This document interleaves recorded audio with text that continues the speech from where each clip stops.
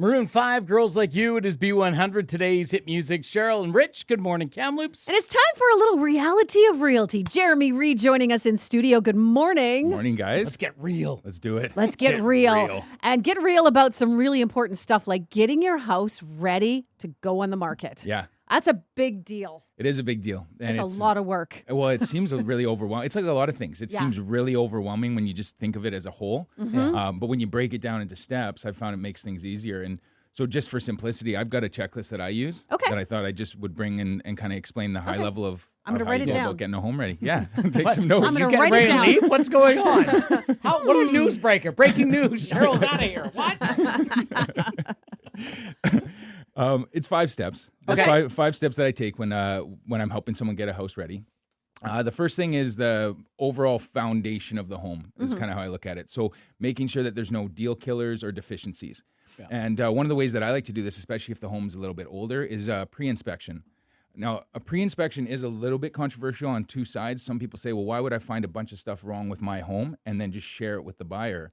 Yeah. But my counter to that has always been, well, if we know about it ahead of time, we can control the variables. Yes. And instead of a last-minute negotiation where we kind of caught off guard and on our heels. It's like, oh, no. Yeah, you found the issues, you've made the buyers aware, or you found a solution already. And that can be huge if you get into anything with like foundational cracks or things with the roof. If you can get ahead of those, it's way easier to find out ahead of time than to have the buyer last minute. Well, and you can price accordingly. And then so when that negotiation process starts, it's like, well, hold on. We've already priced it with this stuff in mind. That's exactly it. This is what you're going to need to do. Yeah, and it just, it totally controls the variables. And it's nice for the buyer coming in when they can look at a report and you give them this 42-page report and say, hey, if you do want to check out page 7 and page 9, we've highlighted a few things, but we've already priced accordingly, but just be aware of it. Yeah. So that's number one. We go through, make sure everything's okay. There's not any big deal killers that are going to catch us. Red flags. Then the second thing I do is what I call the 30-second curb appeal test. And it's like that old adage, you only have one chance for a first impression. Yep. It doesn't mean it's got to be perfect, but if you stand at the front of your driveway and just look for 30 seconds, you'll pick out a few things right away that maybe catch up or catch your eye. It could be as simple as like painting some fascia, cleaning up some debris from the side, cutting the lawn and cutting in the edges, whatever it is. But that 30-second curb appeal, that's going to be your first impression to a buyer when they pull up.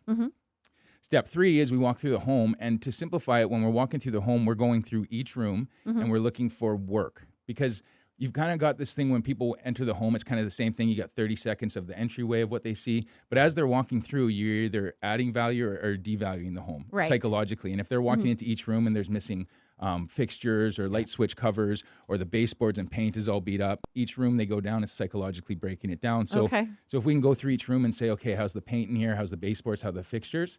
Makes it fairly simple. Yeah. So 3 basic things. Yeah. And then number 4, and I tend to do this at the same time as we're going through the home, is I'm looking for furniture and how it makes each home kind of feel. Like if you go to open up a door and it hits a chair or something, and it just makes the room feel closed off. If the furniture is a little too big for the room, sometimes if we can move it around, but you want to make the rooms feel as simple and open as possible. Going through your kitchens, just decluttering the countertops, if you can just clear everything off of there, it makes a big difference. But just making sure there's a flow as you walk through the home. Right. And then we get to step 5, which is usually where people, when they call me, they start there, and that's why I say let's do the first 4 things. Let's start at 1. And that's when you're getting into like I call them smart renovations. So now we've done all the basis. Now we can look at adding value, because people have heard kitchens and bathrooms get you the best return, and I do agree with that. But what I like to do is say, okay, what price point are we going at? What's the competition at? And what's the buyer going to expect? Because it doesn't always make sense to do granite countertops if arborite countertops would work, or a custom kitchen if a reface it would do the job. You want to look at, okay, how can I give the buyer what they're expecting and maybe a little bit more, but not completely below the budget where I get diminishing returns on what I'm putting in. So, but that comes at step 5 after you've done the other 4, because you really want to make sure that foundation is done.